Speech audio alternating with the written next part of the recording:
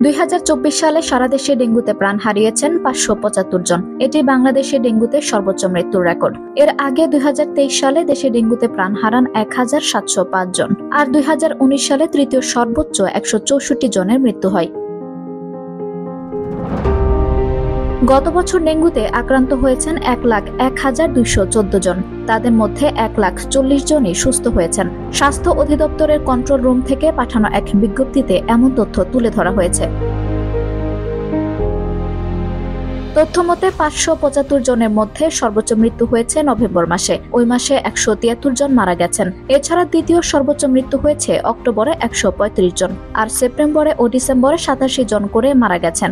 অন্যদিকে জানুয়ারিতে 16, ফেব্রুয়ারিতে 5, মার্চে 6, এপ্রিলে 2, মে মাসে 12, জুনে 8, জুলাই 14, আগস্টে 30 জনের মৃত্যু হয়েছে।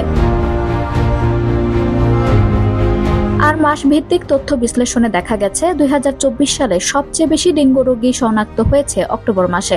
ওই মাসটিতে মোট শনাক্ত হয়েছেন 30,879 জন।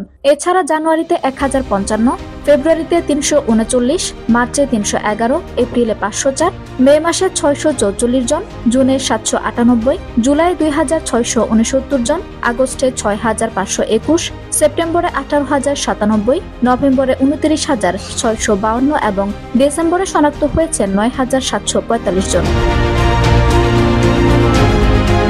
আর স্বাস্থ্য অধিদপ্তরের তথ্য মতে বয়স ভেদে সর্বোচ্চ আক্রান্তদের শীর্ষে রয়েছেন তরুণরা। এর মধ্যে সর্বোচ্চ 15,110 জন আক্রান্ত হয়েছেন, যাদের বয়স 21 থেকে 25 বছরের মধ্যে। এছাড়া 26 থেকে 30 বছর বয়সীদের মধ্যে আক্রান্ত হয়েছেন 14,063 জন, আর 16 থেকে 20 বছর বয়সীদের মধ্যে আক্রান্তের সংখ্যা 13,135 জন।